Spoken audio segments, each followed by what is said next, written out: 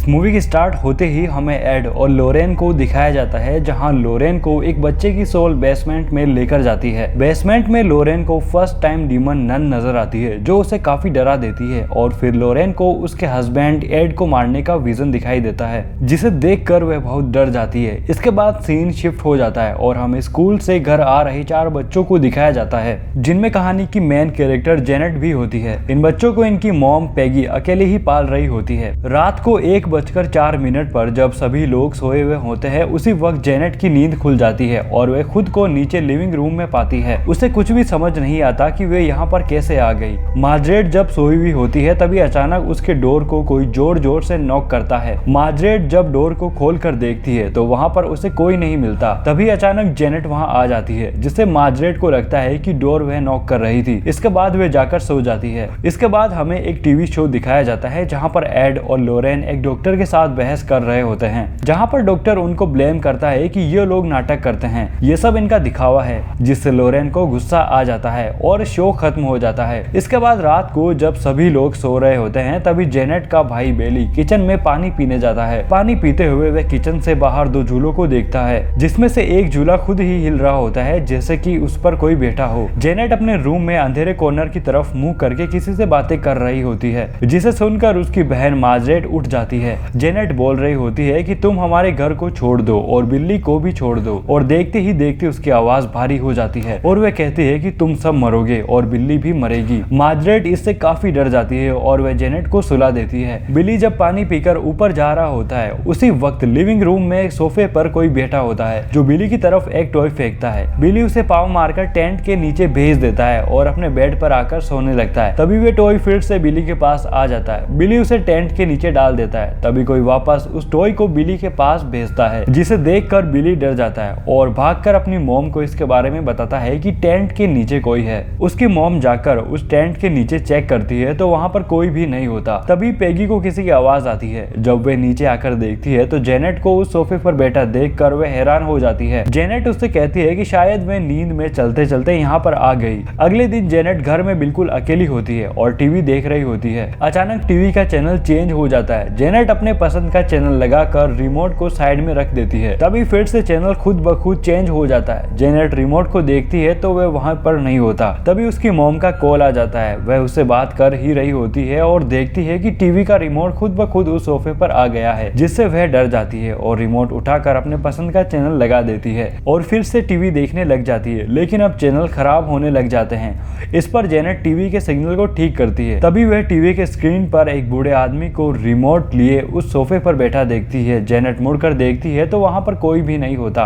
अचानक टीवी का रिमोट उस सोफे से नीचे गिर जाता है, जिसे देखकर जेनेट काफी घबरा जाती है। तभी वह बूढ़ा आदमी जेनेट के कान में चिल्लाकर कहता है कि यह मेरा घर है और इसे छोड़कर चले जाओ। जेनेट बुरी तरह से डर जाती है। इसके बाद सीन चेंज होता है और हमें एड और लोरेन को दिखाया जाता है, जहां पर एड उस डीमन नन की पेंटिंग बना रहा होता है, क्योंकि उसने पिछली रात उसे अपने सपने में देखा था। इससे लोरेन काफी घबरा जाती है और वह एड से कुछ टाइम के लिए पैरानॉर्मल केसेस को हैंडल नहीं करने की कहती है। वहीं रात को जेनेट सोते हुए खुद को अपने बेड से बांध लेती है ताकि वे नींद में चलकर कहीं पर न जा पाए। रात को वह सुनती है कि कोई उसके डोर को नॉक कर रहा है। वह उठकर चेक करने के लिए जाती है तो उसे बाहर वह सोफा खुद ब खुद हिलता हुआ नजर आता है, जिससे डर कर वह अपने बेड पर आकर सोने की कोशिश करती है। तभी उसके कंधे पर कोई काट लेता है, जिससे वे तेजी से चिल्लाती है। इस वजह से मार्जरेट भी उठ जाती है और तभी उसके बेड जोर जोर से हिलने लग जाते हैं। दोनों लड़कियां भागकर अपनी मॉम के पास चली जाती है। जब पेगी उनके रूम को चेक करने के लिए आती है तब वहां पर उसे वह ओझा बोर्ड मिल जाता है, जिससे वह उन्हें काफी डांटती है। तभी उसके सामने एक ड्रेसिंग टेबल जोर से दरवाजे को बंद कर देता है, जिससे वे सभी काफी डर जाते हैं और भागकर अपने नेबर के घर में चले जाते हैं, जहां पर पेगी अपने साथ हुए सारे इंसिडेंट के बारे में अपने नेबर को बताती है और वे वहां पर पुलिस को बुला लेती है। जब पुलिस उनके घर को चेक कर रही होती है तब एक टेबल अपने आप मूव होती नजर आती है, जिसे देखकर वह वहां से चले जाते हैं और जाते हुए एक लेडी ऑफिसर पेगी को चर्च से हेल्प की कहती है।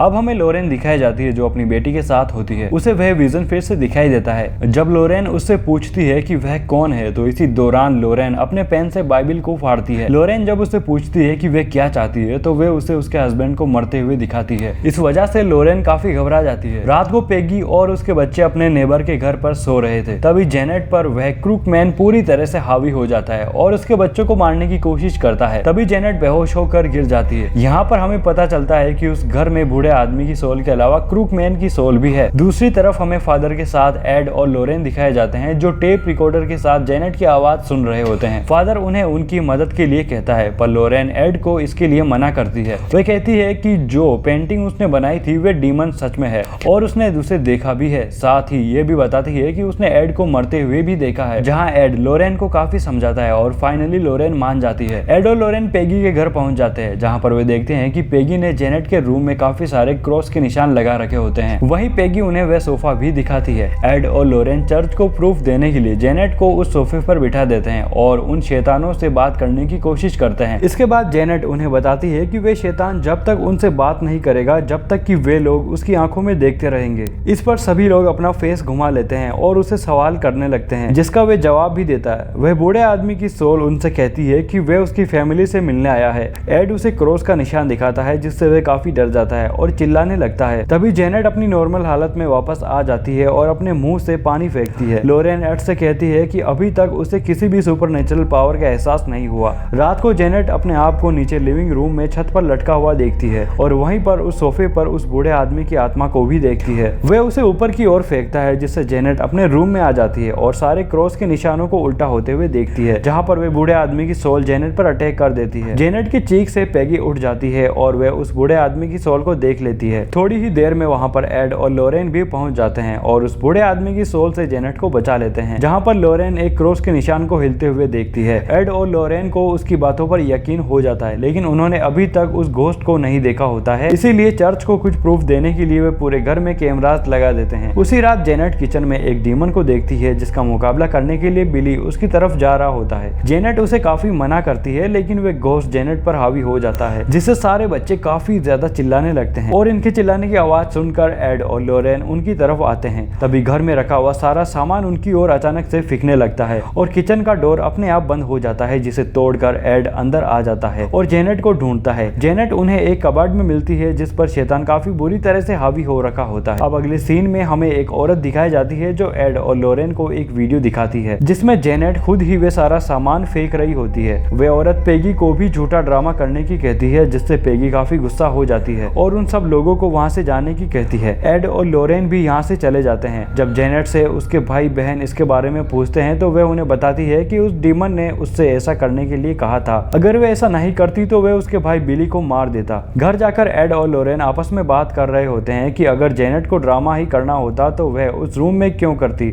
जहां कैमरास लगे हुए हैं और उस कबर्ड में जाकर ही क्यों छुपती। एड यहाँ पर जेनेट की रिकॉर्ड की गई आवाज को सुनता है जहाँ उसे सुनाई देता है कि वह उसे जाने नहीं दे रहा है। तभी लोरेन को एक विजन आता है जिसमें वह उस बूढ़े आदमी की सोल उस सोफे पर बैठी होती है। वह बूढ़ा आदमी लोरेन को बताता है कि वह उसकी फैमिली से मिलने आया था, लेकिन अब वह उसे जाने नहीं दे रही। ये बूढ़ा आदमी लोरेन को उस डीमन को कंट्रोल करने की हिंट भी बताता है। तभी लोरेन उस बूढ़े आदमी की सोल के पीछे उस नन डीमन को देखती है और तभी लोरेन अपने विजन से बाहर आ जाती है जिसके नोज में खून बह रहा होता है। अब वे दोनों समझ जाते हैं कि उनके घर पर भी बुरी आत्मा का साया है और अब वे उनकी मदद करने के लिए वापस निकल जाते हैं। जब एड और लोरेन पेगी के घर पहुंचते हैं तब तक डीमन नन जेनेट पर पूरी तरीके से हावी हो चुकी होती है। वह जेनेट को बचाने के लिए घर के अंदर जा रहे होते हैं कि तभी वह दरवाजा मजबूती से बंद हो जाता है। इस पर एड एक विंडो से रूम के अंदर जाने की कोशिश करता है, तभी वहां पर रखे सोफे से वह भी ब्लॉक हो जाता है, लेकिन एड को जेनेट को बचाना होता है, इसीलिए वह बेसमेंट के दरवाजे से घर में आ जाता है और उसके पीछे पीछे लोरेन भी आ रही होती है। तभी बेसमेंट का दरवाजा बंद हो जाता है और लोरेन बाहर ही रह जाती है। वह एड से वहां अकेले जाने को मना करती है, लेकिन एड उसकी बात नहीं मानता। एड बेसमेंट के रास्ते जेनेट को बचाने के लिए ऊपर चला जाता है। वहीं बाहर लोरेन को याद आ जाता है कि वे बूढ़े आदमी की सोल ने उस नन को कंट्रोल करने के बारे में बताया है। वह ये कह रहा था कि उसका नाम उसके सामने पुकार कर उसे कंट्रोल किया जा सकता है। तभी उसे याद आ जाता है कि उसने उसका नाम उस बाइबल में लिखा था। लोरेन ये बताने के लिए एड के पास जा रही होती है कि तभी आसमान से पेड़ पर बिजली गिर जाती है और वे पेड़ ठीक उसी तरह से बन जाता है जैसे उसके विजन में आया था।